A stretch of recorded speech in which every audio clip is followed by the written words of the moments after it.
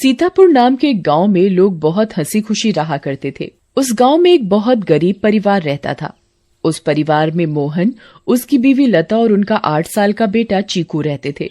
मोहन को पीने की बहुत बुरी आदत थी। वो सुबह शाम बस शराब पीता और जुआ खेलता रहता था। मोहन की एक छोटी सी किराने की दुकान थी।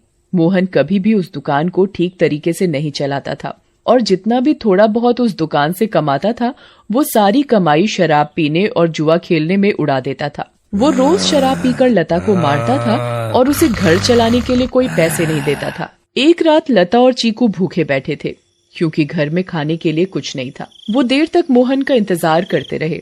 अचानक दरवाजे पर खटखटाने की आवाज आती है। माँ, लगता है पापा आ गए। वो जरूर हमारे लिए कुछ खाने को लाए होंगे। हाँ बेटा, अब हम सब मिलकर पेट भरकर खाना खाएंगे। लता जल्दी से दरवाजा खोलने जाती है। जैसे ही वो दरवाजा खोलती है तो देखती है कि मोहन के दोस्त मोहन को पकड़कर खड़े हैं और मोहन नशे की हालत में है। अरे भैया, इतनी रात को आप लोग? अरे भाभी जी, क्या बताएं, आज तो मोहन ने हद ही कर दी। इतनी शराब पी रखी थी कि इसे इतना भी होश नहीं था कि ये कहाँ पड़ा है। हम इसे चौराहे पर से उठा कर लाए हैं। अगर कोई गाड़ी वाला कुचल जाता तो बताओ, आप लोगों की तो जिंदगी खराब हो जाती। हाँ भाभी जी, बस आप लोगों का सोचकर हम इसे यहाँ ले आए, वरना तो इसका सबके साथ ऐसा व्यवहार है कि कोई इसकी मदद ना करे। मोहन के दोस्त मोहन को कमरे में ले जाकर लिटा देते हैं और वहाँ से चले जाते हैं। बेटा चीकू, आज हमें फिर से भूखा ही सोना पड़ेगा। मैं तेरे पापा के भरोसे तुझे और भूखा नहीं रख सकती। अब मुझे ही कुछ काम करना पड़ेगा। तू बस आज थोड़ी सी भूख बर्दाश्त कर ले। ठीक है माँ। चीकू और लता दूसरे कमरे में सोने चले जाते हैं। तभी मोहन नींद में बड़बड़ाने लगता है। थोड़ी देर बाद मोहन को होश आता है और वो खुद को अपने घर में पाता है। अरे ओ लता, कहाँ मर गई? मुझे बहुत तेज भूख लगी है। चल जल्दी से मेरे लिए खाना लेकर आ। लता बहुत गहरी नींद में सोई हुई होती है और उसे मोहन की आवाज सुनाई नहीं देती। मोहन 4-5 बार आवाज देता है पर लता नहीं उठती। मोहन गुस्से से लाल हो जाता है और कमरे में रखे एक मोटे से डंडे को उठाता है और दूसरे कमरे में जाता है जहां लता और चीकू सो रहे होते हैं। वो डंडे से लता को बुरी तरह पीटने लगता है। लता अचानक नींद से उठ खड़ी होती है। बचाओ बचाओ, मुझे मत मारो। मैंने क्या किया? मेरी क्या गलती है जो आप मुझे ऐसे बुरी तरह मार रहे हो? मैं आधे घंटे से आवाज दे रहा हूँ कि मुझे खाना दे दे और तू यहाँ घोड़े बेचकर सो रही है, हैं? ऊपर से मेरे साथ जुबान लड़ा रही है। मोहन लता को बहुत मारता है। आवाज सुनकर चीकू भी नींद से उठ जाता है। वो अपनी माँ को बचाने की बहुत कोशिश करता है पर मोहन किसी की नहीं सुनता और लता को बहुत मारता है। अगली सुबह जब लता उठती है तो उसे बाहर कुछ शोर सुनाई देता है। वो बाहर जाकर देखती है तो लोगों की भीड़ लगी होती है। लता पास जाती है और पूछती है, क्या हुआ रजनी भाभी? अरे तुम्हें नहीं पता क्या? क्या नहीं पता, बताओ क्या हुआ? यही कि चंपा के पति को कल रात एक चुड़ैल उठाकर ले गई। क्या? ये कैसी बातें कर रही हो भाभी आप? चुड़ैल वुड़ैल कुछ नहीं होता। आप भी किसी की बातों पर यकीन कर रहे हो। यकीन कैसे ना हो बहन, मैंने खुद अपनी आंखों से उस भयानक चुड़ैल को देखा है। उसके लंबे बाल, लंबे लंबे नाखून और दांत, उसकी लाल आंखें और डरावना चेहरा मैं कभी नहीं भूल सकती। जब मैं आधी रात को पानी पीने के लिए उठी तो थोड़ी ठंडक लेने के लिए खिड़की पर खड़ी हो गई थी और तभी मैंने देखा कि एक चुड़ैल चंपा के पति को हवा में उड़ाकर ले जा रही है। ऐसी बात है तो हमें संभल कर रहना होगा और शाम होते ही अपने घर के खिड़की दरवाजे बंद करने होंगे। अब बिल्कुल सही कहा लता भाभी आपने। सब अपने घर चले जाते हैं।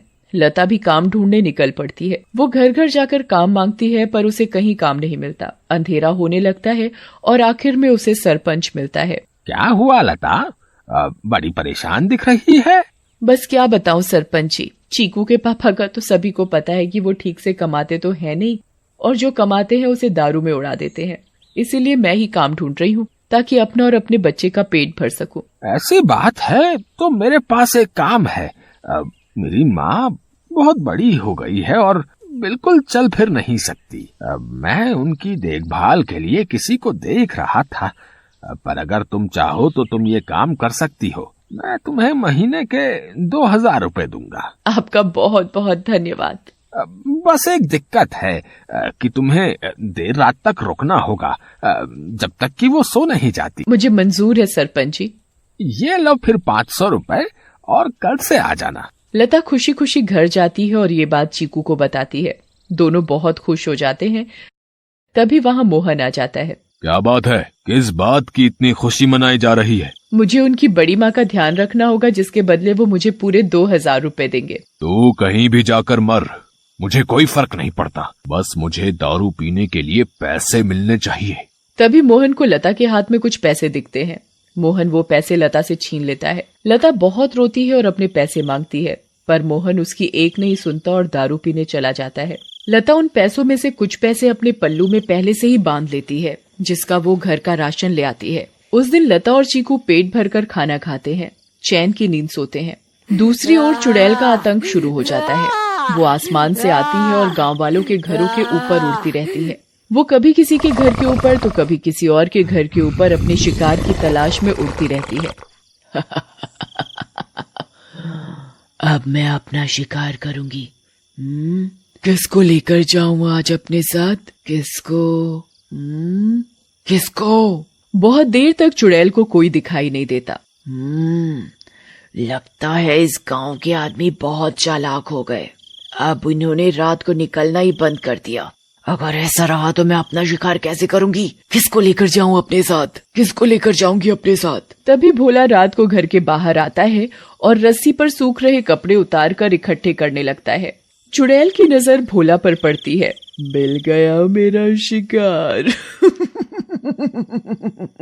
चुड़ैल भोला पर हमला करती है। वो उसे एक हाथ से पकड़ती है और अपने साथ हवा में उड़ाकर ले जाती है।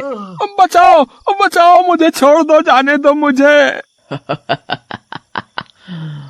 तू तो मेरा आज का शिकार है, ऐसे कैसे छोड़ दूं? तभी भोला की बीवी बाहर भोला को देखने आती है। उसे भोला घर के बाहर कहीं नहीं दिखता, पर फिर उसकी नजर ऊपर जाती है और वो देखती है कि चुड़ैल उसके पति को लेकर जा रही है। रेखा ये सब देखकर बेहोश ही हो जाती है और सुबह जाकर उसे होश आता है। होश आते ही वो अपने पति को हर तरफ ढूंढने लगती है, पर वो कहीं नहीं मिलता। वो यहाँ वहाँ पागलों की तरह भागती है और चिल्ला रही है। तभी गांव के लोग इकट्ठे हो जाते हैं। क्या हुआ रेखा भाभी? अगली सुबह जब लता उठती है तो उसे फिर से घर के बाहर कुछ लोगों का शोर सुनाई देता है। लता बाहर जाती है। क्या हुआ रजनी भाभी, आज किस बात का शोर हो रहा है? अरे लता, कल रात चुड़ैल रेखा के पति को उठाकर ले गई। रेखा का तो रो रो कर बुरा हाल है। बेचारी रेखा भाभी, पर मुझे ये समझ नहीं आ रहा कि वो चुड़ैल हर रात किसी के पति को ही क्यों उठाकर ले जाती है। सही कहा लता भाभी, हमें इस बात का जल्द से जल्द पता लगाना होगा। सभी लोग मिलकर एक तांत्रिक के पास जाते हैं और सारी बात बताते हैं। मैं अभी पता लगाता हूँ कि ये चुड़ैल चाहती क्या है। ओम ह्रीम क्लीम चामुंडाय विच्चय नमः। ओम ह्रीम क्लीम चामुंडाय विच्चय नमः। तांत्रिक ध्यान लगाता है और उसे वो चुड़ैल दिखाई देती है। ये कोई साधारण चुड़ैल नहीं है, बहुत खतरनाक चुड़ैल है।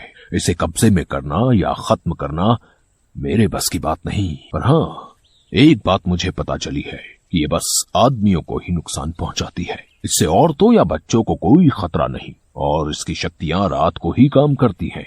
दिन में ये हम लोगों की तरह एक मामूली इंसान जैसी बन जाती है। बस मैं अपनी तांत्रिक विद्या से इतना ही पता लगा पाया हूँ। सब लोग अपने अपने घर चलने लगते हैं। तभी लता बोलती है, मेरे पास एक सुझाव है, अगर वो काम कर जाए तो।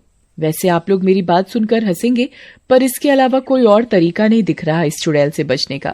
भाभी आप बताओ तो सही, पता चला अगला नंबर मेरा ही है। मैं अभी मरना नहीं चाहता। अंधेरा होने के बाद अगर सभी आदमी औरतों का भेष बनाकर रहे तो वो चुड़ैल किसी भी आदमी को औरत समझकर नहीं लेकर जाएगी। लता की बात सुनकर सब हंसने लगते हैं, पर बाद में सबको लता का ये सुझाव सही लगता है और सब अपने अपने घर चले जाते हैं। लता भी अपने घर चली जाती है। वो मैं कह रही थी कि गांव में चुड़ैल का आतंक बहुत बढ़ रहा है। वो हर रात एक आदमी को ले जाती है। तो गांव वालों ने तय किया कि सब आदमी अंधेरा होते ही औरतों के कपड़े पहन लेंगे ताकि वो चुड़ैल उन्हें औरत समझकर छोड़ दे। तेरा दिमाग तो ठिकाने है या पागल हो गई है? कोई बेवकूफी होगा जो ऐसा करेगा। मोहन लता की एक नहीं सुनता और चला जाता है। लता भी सरपंच के घर उनकी माँ की देखभाल के लिए चली जाती है। लता का पूरा दिन बहुत अच्छे से निकलता है। फिर रात हो जाती है और लता अपने घर के लिए निकल पड़ती है। दूसरी ओर गांव के सभी आदमी अंधेरा होते ही औरतों का भेष बना लेते हैं। लता जब अपने घर वापस जा रही होती है तो उसे आसमान से चुड़ैल आती दिखती है। लता बहुत डर जाती है और पेड़ के पीछे छुप जाती है। तभी वहाँ से मोहन गुजर रहा होता है। हे भगवान, अब मैं क्या करूं? अब तो ये चुड़ैल इनको ले जाएगी, मैं इनको कैसे बचाऊं? मिल गया मुझे मेरा शिकार। चुड़ैल उड़कर मोहन को पकड़ लेती है। बचाओ बचाओ, कोई मुझे इस चुड़ैल से बचाओ। चुड़ैल मोहन को लेकर हवा में उड़ने लगती है। तभी लता दौड़ कर आती है और चुड़ैल का पैर पकड़ लेती है। चुड़ैल लता को देखकर वापस जमीन पर उतर जाती है। ए पागल औरत, छोड़ मेरा पैर और ले जाने दे मुझे इस आदमी को, ये मेरा शिकार है। नहीं, मैं तुझे नहीं छोड़ूंगी। मैं तुझे अपने पति को नहीं ले जाने दूंगी, चाहे इसके बदले मुझे अपनी जान ही क्यों न देनी पड़े। चुड़ैल बहुत कोशिश करती है पर लता उस चुड़ैल के पैर को नहीं छोड़ती। छोड़ मेरा पैर, मेरी पायल टूट जाएगी, दूर रह मेरी पायल से, मेरी पायल मेरी जान है। इस चुड़ैल को आखिर इतना क्यों प्यार है इस मामूली सी पायल से, और ये ऐसे क्यों बोल रही है? कहीं इस पायल में ही तो इसकी जान नहीं। मुझे इस पायल को तोड़ देना चाहिए। लता उस पायल को तोड़ देती है। चुड़ैल आग में जलने लगती है। ये तूने क्या किया? मेरी पायल में ही मेरी जान थी और तूने वही तोड़ दी। चुड़ैल उस आग में खत्म हो जाती है। अब मुझे माफ कर दो लता, मैंने हमेशा तुम्हें मारा पीटा और आज तुमने ही मेरी जान बचाई। उस दिन के बाद से मोहन बदल जाता है। वो अच्छे से काम करता है और अपने परिवार का ध्यान रखता है और कभी शराब नहीं पीता। गांव वालों को भी उस चुड़ैल से हमेशा के लिए छुटकारा मिल जाता है और सब हंसी खुशी रहने लगते हैं।